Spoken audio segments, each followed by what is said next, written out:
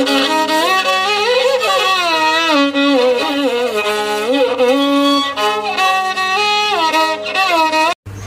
గురుభ్యో నమః. గురు బ్రహ్మ గురు విష్ణు గురుదేవ మహేశ్వర గురు సాక్షాత్ పరబ్రహ్మ తస్మై శ్రీ గురవే నమః.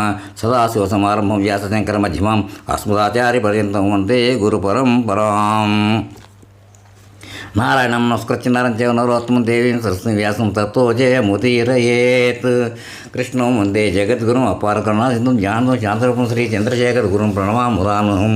శ్రీ గురుభ్యో మహాగణాధిపతయే నమః. వచన భాగవత పారాయణం. ఇవాళ ఇప్పుడు ఎపిసోడ్ 38 చెప్పుకోవాలి. 37 ఏం చెప్పుకున్నామంటే, మహామహులు కూడా తరించలేని భవజలదిని తరించడానికి నారాయణ స్మరణమే మార్గం. ఈ విషయాలన్నీ నేను నారద మహర్షి వల్ల విన్నానని ప్రహ్లాదుడు వాళ్ళ స్నేహితులు చెప్పాడు. ఇక్కడికి అయిపోయింది. ఇప్పుడు ఎపిసోడ్ 38 కంటిన్యూ చేస్తున్నాం. శ్రీ గురుభ్యో నమః. చాలా కాలం క్రితం మాట. అప్పుడు ఈ దానవేశ్వరుడు తపోదీక్షలో ఉన్నాడు. ఆ అవకాశం చూసుకుని దేవేంద్రుడు తన సేనలతో వచ్చి రాక్షసుని పరాజితం చేసి మా అమ్మను చెరపట్టి తీసుకువెడుతూ ఉన్నాడు. దారిలో నారద మహర్షి కనిపించి, దేవేంద్ర, ఏమిటి పని? నీకు వైరం హిరణ్యకశిపునితో కానీ ఈ అబలతో కాదే. పైగా ఈ ఇల్లాలు గర్భవతి కనుక విడిచిపెట్టు అన్నాడు. వినిన దేవేంద్రుడు, అమరమునీంద్ర, గర్భవతి కనుకనే బంధించాను. ఈమె గర్భంలో ఉన్న శిశువును ప్రసవ సమయంలో సంహరించి ఈమెను విడిచిపెడతాను. ఈ శిశువు హిరణ్యకశిపుని కొడుకు కదా, ఆ పేడ వదులుతుంది అన్నాడు. నారద మహర్షి నవ్వి, దేవాదీశ, ఆ గర్భంలో ఉన్న బాలుడు రాక్షసుడు నందనుడే. అయినా వాడు హరిభక్తుడు. జన్మాంతర వాసన బలంతో భక్తితోనే ప్రభవిస్తాడు. వారిని ఏ ఆయుధాలు కడతెచ్చవు కనుక విడిచిపెట్టు అనగా దేవేంద్రుడు మా అమ్మను వదిలి వెళ్ళాడు. నాదుల వారు మా అమ్మను తన ఆశీర్వాదం తీసుకెళ్ళి ఓదార్చి రోజు ఆధ్యాత్మిక విషయాలు బోధించేవారు. ఆవిడ నిద్రపోతూ ఉంటే నేను వింటూ ఉండేవాడిని. అవి అన్నడు మరవరానివి. ఈ ఆత్మలదే ఇది నిత్యం, శుద్ధం, నాశరహితం. అది ఏ పని చేయదు, స్వయం ప్రకాశం కలది, దేనితోనూ సంబంధం లేనిది, పరిపూర్ణమైనది. అందుచేత తద్భిన్నమైన ఈ దేహం మీద మమకారం పెంచుకోకూడదు. బంగారు గల నుండి రాళ్ళు తీసి పుటం పెట్టి ఆ అగ్నితో కరిగించి స్వర్ణకారుడు బంగారం తీస్తాడు. ఇలానే ఆత్మను ఆశ్రయించిన దేహాన్ని కరిగించి బ్రహ్మభావన పొందాలి. ఈ సంసారం అంతా ఒక కళ. ఇందులో నిద్ర, మేల్కొలుపు అనేవి అంతకన్నా మాయ. ఈ అజ్ఞానాంధకారాన్ని జ్ఞానజ్యోతితో పారద్రోలాలి. జగత్ సాన్నిధ్యం అంటే భగవత్ సాన్నిధ్యం పొందాలంటే దానికి మార్గాలున్నాయి. గురు శుశ్రూష, సర్వస్వం త్యాగం చేయడం, సజ్జలతో సహవాసం, ఈశ్వర ప్రతిమ ముందు కూర్చుని ఆరాధించడం, శ్రీహరిగాథలు వింటుండడం, ఆయన ఎందే అనురాగం, ఆయన గుణాలను, ఆయన చేసే పనులను కీర్తించడం, నారాయణ పదవద్వంలో ఎందే ధ్యానం. ఇవి భక్తులకు అవశ్య ఆచరణీయాలు.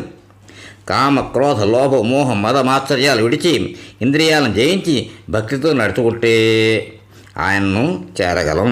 భక్తి పార్వశ్యంతో వైకుంఠవాస, జనార్దన, గోవింద, వాసుదేవ, నారాయణ అని ధ్యానం చేస్తే సర్వం మరిచిపోగలం. భక్తితోనే ఆయన అనుగ్రహం లభిస్తుంది. అందుచేత మనమందరం స్వేచ్ఛగా హరినామ సంకీర్తనతో దివ్య పదం పొందుదాం అని రహస్య ప్రదేశంలో వారి చేత నామ సంకీర్తనం చేయిస్తూ విష్ణు కథలు చెబుతూ అందరినీ భక్తి మార్గానికి తరలిస్తున్నాడు ప్రహ్లాదుడు అన్నమాట. కొన్ని రోజులకి ఈ విషయం చండామార్కులో తెలుసుకుని హిరణ్యకశిపునకు నివేదించేశాడు. ఆ మాటలు ఈ తోక తొక్కిన తాచలా లేచి కన్నులు నిప్పులు కక్కుతూ గాలి ఊతూ మండుతున్న దావాగ్నిలాగా తీవ్ర క్రోధంతో ప్రహ్లాదుని హిరణ్యకశిపుడు, ఓరిడింభగా, నేను ఆజ్ఞాపిస్తే తప్ప సూర్యుడు వేడి కిరణాలు వెదజల్లడు. వాయువు సైతం మనకి భయపడి చల్లగా కదులుతూ ఉంటాడు. మన అనుగ్రహంతో అగ్నిహోత్రుడు వెలుగుతున్నాడు. నా మాట కాదని యముడు సైతం ఎవరి ప్రాణం హరించలేడు. మన ముందు తల వంచి నిలబడాలని దేవేంద్రుడు గరుడు గంధర్వ కిన్నర కింపురుష సిద్ధ సాధ్య యక్ష రాక్షస గణాలు అన్నీ గజగజలాడుతూ పాదాలు వాలాలి. అటువంటి నా ముందు నువ్వు ఎంత నిర్భయంగా నిలబడుతున్నావురా? దిక్పాలకులు సైతం నా మాటకు ఎదురు చెప్పరే. వాడెవడో వైకుంఠుడు సర్వశక్తి సంపన్నుడు అంటున్నావే. దేవగణాలన్నింటినీ చీకాకుపరిచిన కదిలిరాడే. కులగురువుల బోధలన్నీ కాదని దానాబాలులందరికీ హరినామ సంకీర్తన చెప్పి ఎంత ద్రోహం చేస్తున్నావు?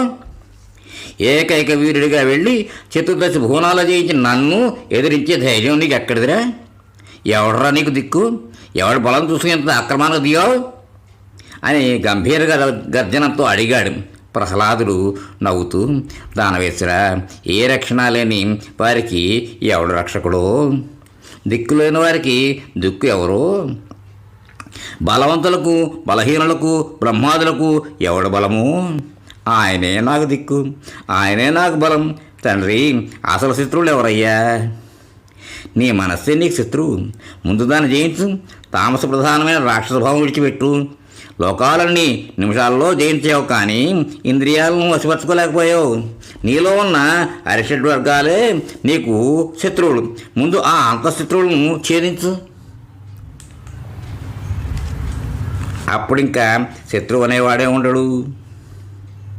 వివేకంతో కర్మబంధాలు విదిలించుకుని సంసార వలయం నుంచి బయటపడి పురుషోత్తముని యందు భక్తిని నిలుపుకో అన్నాడు. హిరణ్యకశిపుడు మరింత రోషంతో, హోరి మూర్ఖుడా, చంపితే చంపు అని నిలబడే మొండివాళ్ళ ఏమిటి బోధలు? ఈ భువన భవనంలో నన్ను మించిన వాడు లేడు. నా తమ్ముని చంపిన నారాయణ ఎవడో, వాడు ఎక్కడుంటాడో చెప్పు. ముల్లోకాలు వెతికినా వాడు కనబడలేదు. ఇదిగో ఇప్పుడే నా కరవాలంతో శిరస్సు ఖండిస్తాం. వాడు ఎవడున్నాడు? నీకు దిక్కు రమ్మను అన్నాడు. అది నా కరవాలతో నీ సరసన ఖండిస్తాం. వాడు ఎక్కడున్నాడు రమ్మని చెప్పు అంటున్నాడు అనమాట. ప్రహ్లాదుడు మందహాసవదనుడై శ్రీహరిని మనసా ధ్యానించి, రాక్షసేశ్వరా, ఆయన ఎక్కడున్నారని అడుగుతున్నావా? సర్వాంతర్యామి అయిన పరమేశ్వరుడు లేని చోటు లేదే. సర్వత్రా ఆయన ఉన్నాడయ్యా అని చెబుతుంటే హిరణ్యకశిపుడు రోమతామరాక్షుడై బింబగా అంతలా ఉన్నాడంటున్నావే, అయితే ఈ సభామండపంలోని రాతి స్తంభంలో ఉన్నాడా అని హుంకరించాడు. ప్రహ్లాదుడు, తండ్రి, చతుర్ముఖ ప్రజాపతి నుండి కాలి క్రింది గడ్డి పరక వరకు నిండి ఉన్న శ్రీహరి ఈ స్తంభంలోనూ ఉన్నాడు. ఉన్నాడా అని అడగడం దేనికి? చూడు, కనిపిస్తాడు అనడంతో హిరణ్యకశిపుడు వజ్ర సదృశమైన తన అరచేతితో ఆ స్తంభం మీద గట్టిగా కొట్టాడు. అంతే. నృసింహాకృతితో శ్రీహరి ఆవిర్భవించి గర్జించి జూలు విదిరించి దృష్టి సారించి బొమ్మముడి బిగించి 4 గిర్రలు నాడించేసి ఒక్క దూకులో హిరణ్యకశిపుని పట్టి వాడి గోళ్లతో గరుడు త్రాచును చీల్చినట్లు చీల్చి ప్రేలు లాగి మెడలో వేసుకుని భయంకర ఆకారంతో సింహాసనం ఎక్కి కూర్చున్నాడు.